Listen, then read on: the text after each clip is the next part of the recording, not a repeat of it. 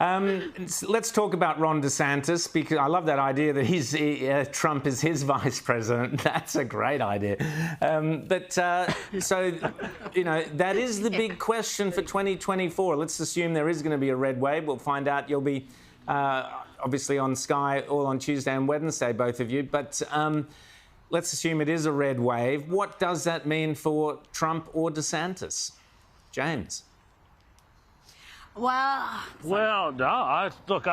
I think any sort of red wave would be just putting wind right in the sails of a potential Trump campaign. I mean, if you just think about the way that the Democrats have tried to demonize Trump, and the more they demonize him, well, it seems to make him stronger and draws people more to him. That's how much people dislike this kind of, you know, elite media, left Democrat sort of confluence of different interest groups here, that they'll go to Trump every day of the week if the people are told not to vote for Trump. So I think that the calculus is pretty simple. The more the Republicans do well on Tuesday, Wednesday in Australia, the more likely it is for Donald Trump to run again, because, you know, clearly he's selling something that A, people want, and B, which other people don't want them to have.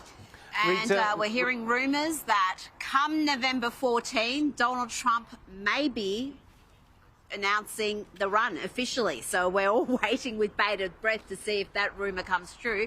But you don't let your enemy pick your candidate for you. And I hear some Republicans and some from the centre-right say, well, DeSantis doesn't have the baggage Trump does. DeSantis is a better politician, and if we have him, then they won't attack our side as vehemently as they would attack a Trump run. Well, one, you're fooling yourself. They attacked Mitt Romney. I mean, he's basically from the left, and they said he was going to put women in binders full of women. Binders full of women. It was going to put black people back in chains. So it doesn't matter. If you're a Republican candidate, you're going to be smeared. You're going to be treated unfairly. It's going to happen. But there's a big feeling out there when you speak to people that Trump deserves to have another go, that he's earned it. Certainly the candidates he's backed have done very well, and we'll see with the midterms how they go there. But I still think Trump's the front runner. I think it's still Trump's to lose. But the dream team is you have DeSantis as Veep for 4 years, and then you have DeSantis president for 8 years. Yeah, I agree with you there, Rita. I think that's very much what I think most people would want. You'll remember when we were at CPAC, Matty Schwab there was telling us that, you know, it's too early for DeSantis. He'll be great. He'd be fantastic if he could work with Trump. But either way, you know, 4 years after Trump, that would be the time for DeSantis. It's all fascinating. Well, that's another thing, though. Sorry, James. Yep. Oh, I was just going to say, but that's the other thing, too, Rowan, is that the Republicans have a really deep bench of talent that's developing, of people who are in, you know, their 40s and 50s right now. We were talking before about Carrie Lake. She's another one of these figures.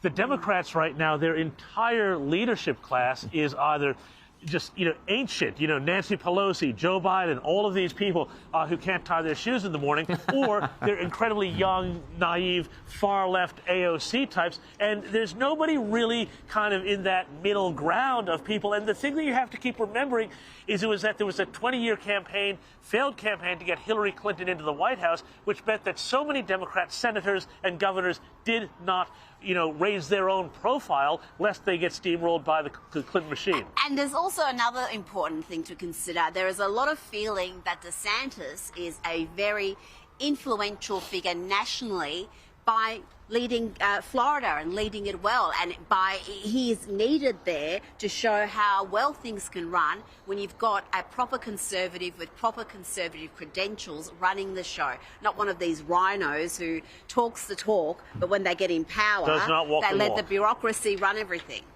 I mean, I think, Rita and James, you're being desperately unfair. I mean, the Democrats have such amazing talent. There's that John Fetterman character who looks like Lurch, and I know he's had a stroke, but even before he had the stroke, he could barely string two words together. And I mean,